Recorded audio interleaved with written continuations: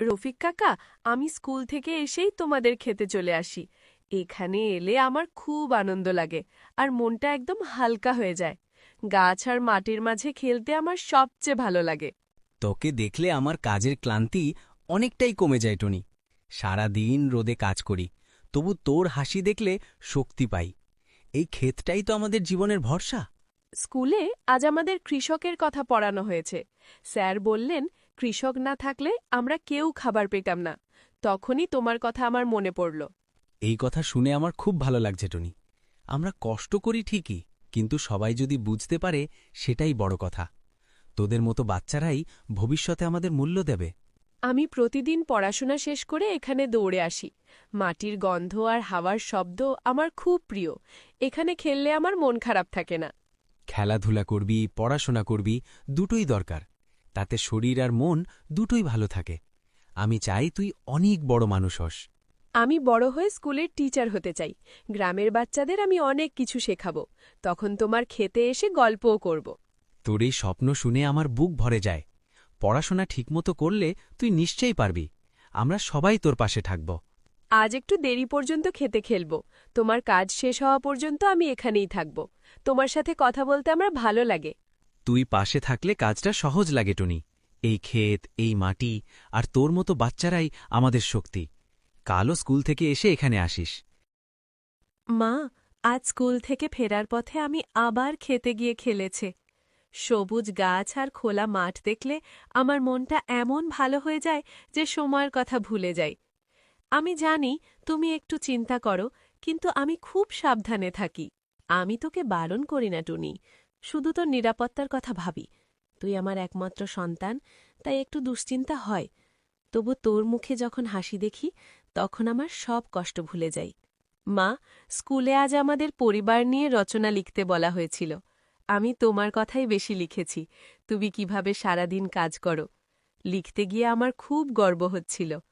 এই কথা শুনে আমার চোখ ভিজে গেল টুনি। মায়ের পরিশ্রম যদি মেয়ে বুঝতে পারে, তার চেয়ে বড় প্রাপ্তি আর কিছু নেই। তুই পড়াশোনা কর, সেটাই আমার সবচেয়ে বড় চাওয়া। মা, মাঝে মাঝে তোমাকে খুব ক্লান্ত দেখায়। তখন মনে হয় আমি যদি একটু বড় হতাম, তোমার কাজে সাহায্য করতে পারতাম। আমি তোমার কষ্ট কমাতে চাই। তুই এখনো ছোট, তোর কাজ শুধু মন দিয়ে পড়াশোনা করা। আমার কষ্টটাই তোর ভবিষ্যৎ ভালো করার জন্য। একদিন তুই ভালো মানুষ হলে সেটাই আমার বিশ্রাম। আমি বড় হয়ে অনেক পড়তে চাই মা। আমি চাই এমন কিছু হতে যাতে তুমি আর কষ্ট না করো। তোমাকে আমি সুখী দেখতে চাই। মায়ের কাছে মেয়ের এই কথাগুলোই সবচেয়ে বড় আশীর্বাদ। তুই স্বপ্ন দেখ, আমি তোর পাশে থাকব। যত কষ্টই হোক, তোর জন্য সব সহ্য করতে পারি। মা, আজ রাতে তুমি আমার পাশে বসে গল্প বলবে তো? সারাদিন তোমার সাথে কথা বলতে পারিনি। তোমার গলার গল্প শুনলে আমার ঘুম ভালো হয়। অবশ্যই বলবো মা, তোর হাত ধরে গল্প করব। মা আর মেয়ের এই সময়টাই আমার সবচেয়ে প্রিয়। তুই থাকলেই আমার ঘর আলোয় ভরে যায়। জামাল, ভোরের কুয়াশার মধ্যে খেতে নামলে মনটা অন্যরকম হয়ে যায়। এই মাটির সাথে কত বছর ধরে যে আমাদের জীবন জড়িয়ে আছে তা বলে শেষ করা যাবে না। বুড়িমা আমাদের উপর ভরসা রেখেছে বলেই তো আমরা এত যত্ন করে কাজ করি। ঠিকই বলেছিস রফিক। এই খেতে কাজ করতে করতে আমি অনেক কিছু শিখেছি। রোদ, বৃষ্টি, ঝড় সবকিছুর সাথেই আমাদের লড়াই। তবু দিনের শেষে ফসল দেখলে সব কষ্ট সার্থক মনে হয়। আজ মাটিটা বেশ শক্ত লাগছে। কাল বৃষ্টি হয়নি বলেই বোধহয়। তবু সাবধানে কোদাল চালাতে হবে, চারাগুলো যেন নষ্ট না হয়। বুড়িমা সবসময় বলে, গাছেরও নাকি কষ্ট লাগে। বুড়িমার কথাগুলো শুনলে বুঝি বয়স হলেও মনটা এখনো কত নরম। তিনি ফসলের সাথে মানুষের মতো ব্যবহার করেন, তাই হয়তো তার ক্ষেতের ফলন সবসময় ভালো হয়। আমরা এখানে শুধু মজুরি করতে আসি না জামাল, এই ক্ষেতটাই যেন ধীরে ধীরে আমাদের নিজের জায়গা হয়ে গেছে। এখানে কাজ করতে করতে জীবনের অনেক দুঃখ ভুলে যাই।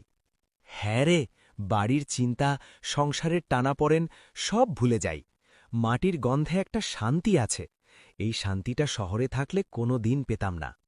দেখ, ওই চারাগুলো একটু ঝিমিয়ে পড়েছে। আজ কাজ শেষে ওগুলোতে ভালো করে জল দিতে হবে। বুড়িমা সন্ধ্যায় এসে দেখলে যেন খুশি হন। আমি নিজের চোখে দেখেছি উনি ফসল ভালো থাকলে কিভাবে হাসেন। সেই হাসিটাই আমাদের পরিশ্রমের আসল দাম। এই বয়সে কেউ যদি স্বস্তিতে থাকেন, সেটাই তো সবচেয়ে বড় কথা। জামাল, জীবনটা আমাদের সহজ ছিল না, তবু সৎভাবে কাজ করে যা পাই তাতেই আমি সন্তুষ্ট। এই খেতে কাজ করে আমি নিজের সম্মানটা খুঁজে পাই। আমিও তাই মনে করি রফিক, যতদিন শরীরে শক্তি আছে ততদিন এই মাটির সাথেই থাকব। বুড়িমার ক্ষেত আর আমাদের পরিশ্রম, এইটাই আমাদের পরিচয়। রিনা, এই বয়সে এসে আমি বুঝেছি জীবনে সবকিছু তাড়াহুড়ো করে পাওয়া যায় না। বছরের পর বছর পরিশ্রম করেই মানুষ একটু শান্তি খুঁজে পায়। এই গ্রামটাই তো আমার সব স্মৃতির জায়গা। কাকা, তোমার কথা শুনলে আমার নিজের জীবনটা নিয়ে নতুন করে ভাবতে ইচ্ছে করে। আমি এখনো অনেক কিছু শিখছি, অনেক ভুলও করছি। তোমাদের অভিজ্ঞতাই আমাদের পথ দেখায়। আমাদের সময় সুযোগ ছিল কম, তবু স্বপ্ন দেখতে ছাড়িনি। সংসারের দায় কাঁধে নিয়েই জীবন চালাতে হয়েছে। তাই তো এখনকার প্রজন্মকে একটু বেশি সাবধান হতে বলি। আমি চেষ্টা করি কাকা, কিন্তু সবসময় ঠিক সিদ্ধান্ত নিতে পারি না। কখনো ভয় লাগে, আবার কখনো খুব সাহসও পাই। তখন তোমার মতো মানুষের কথা মনে পড়ে। ভয় থাকাই স্বাভাবিক। ভয় না থাকলে মানুষ মানুষ হয় না। গুরুত্বপূর্ণ হল ভয়কে হার মানানো। ধৈর্য থাকলে পথ নিজেই খুলে যায়। তোমার এই কথাগুলো আমার মনটা অনেক হালকা করে দেয়। মনে হয় আমি একা নই, পাশে কেউ আছে। এই ভরসাটাই অনেক বড় শক্তি। আমরা বয়স্করা হয়তো সব করতে পারি না, কিন্তু কথা আর দোয়া দিতে পারি। সেটাও জীবনে অনেক কাজে লাগে। কাকা, আমি চাই তোমরা আমাদের পাশে এভাবেই থেকো। তোমাদের আশীর্বাদ ছাড়া সামনে এগোনো কঠিন। এই সম্পর্কটাই আমাদের গ্রামের শক্তি। গ্রাম মানে শুধু ঘরবাড়ি নয় রিনা, এটা মানুষের সাথে মানুষের বন্ধন। এই বন্ধন বাঁচিয়ে রাখাই আমাদের দায়িত্ব। তুমি ঠিকই বলেছ কাকা, এই কথাগুলো আমি মনে গেঁথে রাখব। তোমার অভিজ্ঞতা আর ভালোবাসাই আমাদের পথ দেখাবে। চম্পা, সারাদিন কাজের পর এই বিকেলের সময়টা আমার খুব আপন লাগে। মাঠের বাতাস আর পাখির ডাক শুনলে মনটা শান্ত হয়ে যায়। তখন মনে হয় কষ্টের মাঝেও জীবনে কিছু সুন্দর মুহূর্ত আছে। আমারও ঠিক তাই লাগে বাবুল। সারাদিন সংসারের কাজ করতে করতে শরীর ক্লান্ত হয়ে যায়, কিন্তু এই সময়টুকু পেলে মনে হয় সব চাপ একটু কমে যায়। আমরা হয়তো খুব বড় মানুষ নই, কিন্তু সৎভাবে কাজ করে যা পাই সেটুকু নিয়ে আমি গর্ব করি। এই গর্বটাই আমাকে আবার পরের দিন কাজে নামার শক্তি দেয়। তোমার এই কথাগুলো শুনে আমার ভরসা বাড়ে। মনে হয় জীবনটা যত কঠিনই হোক, আমরা একসাথে সামলাতে পারব। এই বিশ্বাসটাই আমার সবচেয়ে বড় শক্তি। অনেক সময় ভবিষ্যতের কথা ভেবে চিন্তা হয়, কি হবে, কেমন হবে, এই প্রশ্নগুলো মাথায় ঘোরে।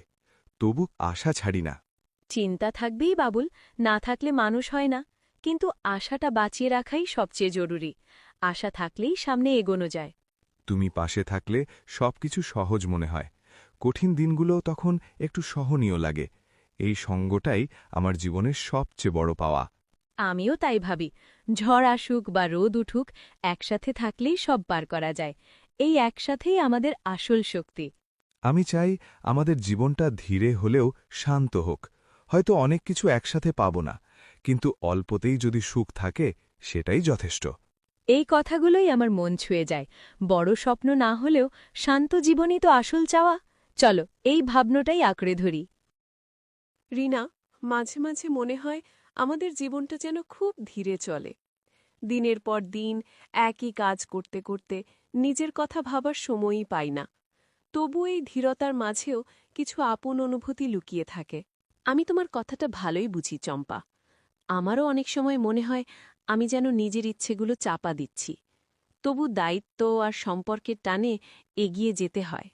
আমরা ছোটবেলা থেকেই শিখেছি সব সামলে চলতে। নিজের কষ্টটা খুব একটা কাউকে বলতে পারি না, কিন্তু কাউকে বিশ্বাস করে বললে মনটা হালকা হয়। হ্যাঁ, কথা না বললে ভিতরের চাপটা বাড়তেই থাকে। আমি যখন তোমার সাথে কথা বলি তখন মনে হয় আমি একা নই। এই অনুভূতিটাই অনেক শক্তি দেয়।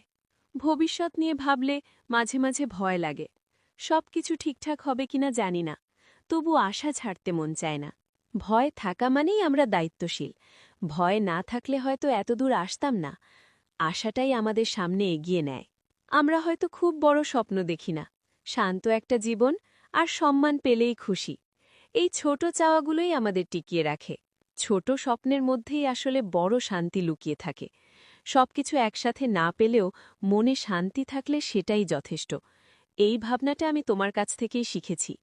তোমার সাথে কথা বললে সাহস পাই, মনে হয় সব কথা বলা যায়, লুকাতে হয় না। এই সম্পর্কটাই আমার কাছে খুব দামি, আমার কাছেও ঠিক তাই। আমরা যদি একে অপরের পাশে থাকি, অনেক কিছু সহজ হয়ে যায়। এই বন্ধনটাই আমাদের সবচেয়ে বড় শক্তি।